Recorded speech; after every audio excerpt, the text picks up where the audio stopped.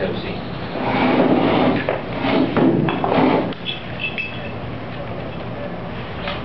In the name of God, the beneficent, the merciful, let me first thank everybody who came out and braved the humidity this morning to come, that we might pay attention to what we believe is an absolute worthy cause. We would like to start this press conference off expressing our condolences for the two firefighters whose lives were recently lost in a blaze. Our condolence goes out to their families. We're sorry for their loss, and we preface our press conference with this because we don't want to appear insensitive to that which the department is going through right now due to these losses. So our condolences to the families of those two firefighters who lost their lives. However, we're here today to address a very important issue. I believe that it was in January when a Houston firefighter by the name of Jesse O'Quinn noticed the half-open locker of a captain, I believe his name is Keith Smith, and there was a hangman's noose inside the locker. Mr. O'Quinn reported it to the black community liaison for the Houston Fire Department, a brother by the name of Al Bennett. Al Bennett at that time reported up to the executive chief about what happened. Since then, Mr. Bennett has been reprimanded for jumping the chain of command, even though he was reporting the finding of a noose on HFD grounds and in HFD property.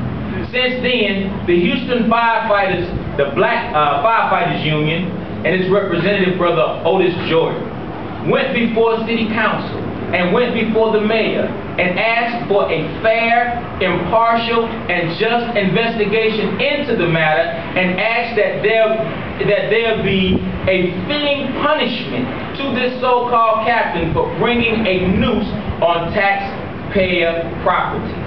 Since then, we in the community have been sitting and waiting in the wings, waiting to see what our mayor will do, waiting to see what City Council would do. At this point, at this time, the intelligence that we have received from those inside the Houston Fire Department is that this captain, and again I believe his name is Smith, has only received a written reprimand for bringing a hangman's noose on fire department grounds and having it in his locker. At the same time, the brother Al Bennett, who went to the executive chief to report this incident, received a written reprimand as well. One man brings a noose to the Houston Fire Department. Another man reports it and they receive the same reprimand. Something is wrong with this picture. The discriminatory practices that have been going on in the Houston Fire Department for years have now got to stop. So this is our time here in the community to let the mayor know, to let the city know, to let the people know, to let the Houston Fire Chief Phil Borinsky know that we are angry that this matter was not handled properly. It is our time to let you all know that we will not tolerate this type of behavior.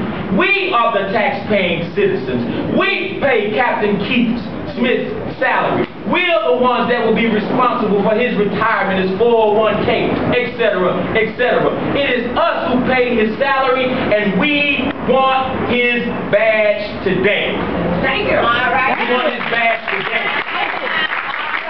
There is a zero tolerance for many things in this city.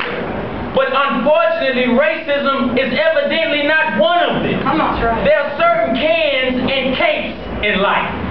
I'm going to say that again. There are certain cans and cakes in life. And one of the cakes is that you can't bring your hangman's noose to the Houston Fire Department and expect to get a slap on the wrist and go right back to work.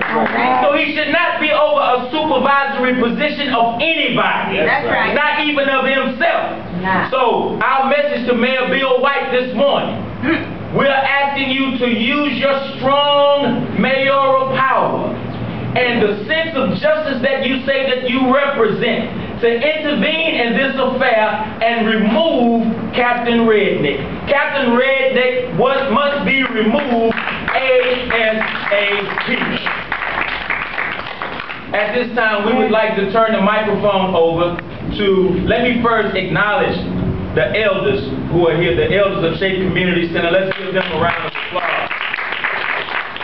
As you can see, they are still on the front line, is that right? That's right. It is very important that they be here, Brother Deloitte, because these are the ones who fought and bled, and many died, so that blacks would not have to experience this kind of discrimination in the workplace. Yes. And so if we as young people don't come out and stand up and accept the baton in this relay for justice, then we're not worth the salt that we're walking on this earth. So at this time, I would like to turn it over to our Brother Deloitte Parker of the Shape Community Center. Thank you.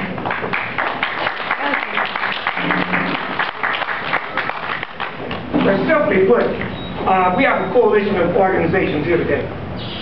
So it's not just Shape Community Center. It's not just the Elders Institute of Wisdom. It's not just the Black Firefighters Association of Youth. It's not simply the Black United Front. It's not just a group from over here and a group from over there. This is not just Death Penalty Abolition Movement. It's not just the Nation of Islam. Right. We have over 12 organizations represented here right now. Right. That's right. Who's adamant about how we feel. Who's serious about how we feel. And we call on the mayor first. Because he is supposed to be the leader of the city. But we also call on the collective wisdom of city council. Yes, sir. Because city council members, wherever you are, you also are leaders in this city. That's right. You're supposed to represent me and my family. We ask you to stand up, be heard. Let us know what your feelings are and what you're going to do about this. So, on behalf of Shape Community Center, on behalf of the elders and all the organizations represented here today, we demand justice now. That's right. Equal justice right now.